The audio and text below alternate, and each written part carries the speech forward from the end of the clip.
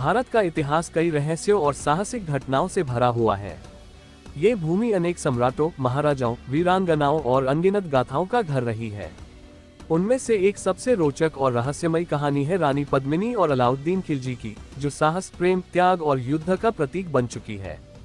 ये कहानी 13वीं शताब्दी की है, जब चित्तौड़ का साम्राज्य एक प्रमुख स्थान था और मेवाड़ की आन बान शान को अक्षुण्ण रखने के लिए राजा और रानियां अपनी जान न्यौछावर करने के लिए हमेशा तैयार रहते थे। रानी पद्मिनी मेवाड़ की रानी थी और महारावल रतन सिंह की पत्नी थी। कहा जाता है कि रानी पद्मिनी अद्वितीय सुंदरता की मूरत थी। उनकी सुंदरता के चर्चे सिर्फ मेवाड़ ही नहीं बल्कि दूर दूर तक फैले थे। उनके सौंदर्य और वीरता की कहानियां पूरे भारतवर्ष में प्रसिद्ध थी।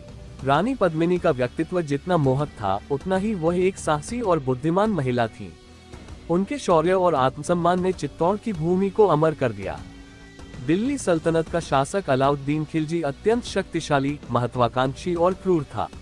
उसने अपने शासनकाल में कई राज्यों को जीता और अपनी ताकत को बढ़ाया। जब उसने रानी पद्मिनी के सौंदर्य के चर्चे सुने तो वह उनके प्रति आकर्षित हो गया। रानी पद्मिनी को पाने की लालसा में उसने चित्तौड़ पर आक्रमण करने की योजना बनाई। हालांकि उसके लिए ये सिर्फ एक राज्य विजय नहीं थी, यह उसकी चाहत और जुनून का हिस्सा बन चुका था। अलाउद्दीन ने चित्तौड़ के महारावल रतन सिंह को संदेश भेजा और कहा कि वह रानी पद्मिनी के साथ एक बार मिलना चाहता है।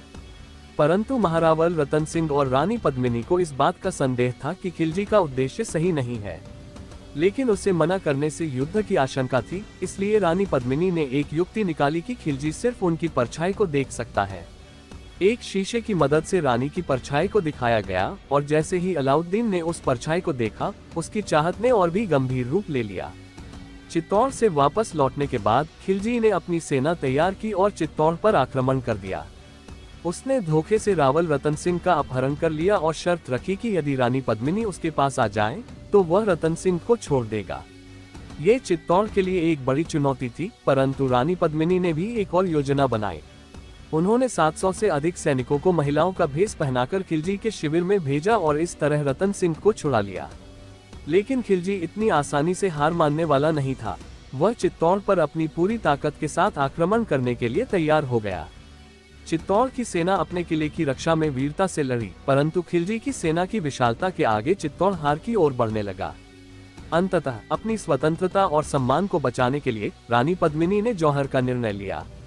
जौहर का अर्थ है कि आत्मसम्मान की रक्षा के लिए महिलाओं ने अपने प्राणों की आहुति दे दी ताकि शत्रु के हाथों उनकी अस्मिता पर आंच न आए। रानी पद्मिनी के नेतृत्व में किले की महिलाओं ने सामूहिक रूप से जौहर किया। जलती हुई आग की लपटों में एक के बाद एक कूदती हुई महिलाओं की चीत्कार और दृढ़ संकल्प ने चित्तौड़ की भूमि को पवित्र कर दिया। ये घटना इतनी हृदय विदारक और साहसी थी कि भारतीय इतिहास में इसे एक महान बलिदान के रूप में याद किया जाता है। जब खिलजी ने किले पर कब्जा किया तो उसे सिर्फ राख और जलती हुई लपटें ही मिली। रानी पद्मिनी की यह कहानी भारतीय इतिहास में साहस, आत्मसम्मान और बलिदान का प्रतीक बन चुकी है। इस घटना ने साबित किया कि भारतीय नारी अपने आत्मसम्मान की रक्षा के लिए किसी भी हद तक जा सकती है। पद्मिनी का ये बलिदान न केवल चित्तौड़ बल्कि संपूर्ण भारत के लिए गौरव का प्रतीक है।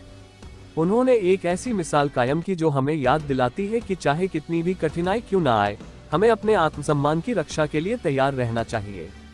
रानी पद्मिनी और अलाउद्दीन खिलजी की कहानी कई रहस्यों और विवादों से भी जुड़ी हुई है। इतिहासकारों के बीच इस कहानी की सच्चाई पर अलग अलग मत हैं। कुछ का मानना है कि यह एक सच्ची घटना है, जबकि कुछ का कहना है कि यह सिर्फ एक लोककथा है। फिर भी ये कहानी भारतीय समाज में पीढ़ियों से चली आ रही है और चित्तौड़ की आत्मा को सजीव रखती है। आज भी राजस्थान में रानी पद्मिनी के जौहर स्थल को विशेष श्रद्धा से देखा जाता है। लोग यहाँ आते हैं और इस महान बलिदान की कहानी सुनते हैं। इस कहानी ने साहित्य, कला और संस्कृति में अपनी गहरी छाप छोड़ी है।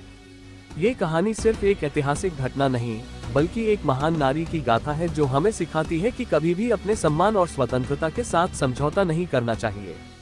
इस प्रकार रानी पद्मिनी की यह कहानी भारतीय इतिहास की एक अनमोल धरोहर है। ये कहानी हमें न केवल अपने पूर्वजों के बलिदान की याद दिलाती है, बल्कि हमें ये भी सिखाती है कि साहस और आत्मसम्मान का मूल्य क्या होता है। भारत की इस धरती पर ऐसी कई कहानियां हैं जो समय समय पर हमारे समक्ष आती हैं और हमें हमारे अतीत की महानता का एहसास कराती हैं। आपको ये जानकारी अच्छी लगी होगी, कृपया इस वीडियो को लाइक और कमेंट जरूर करें, साथ ही हमारे इस चैनल को भी सब्सक्राइब जरूर करें।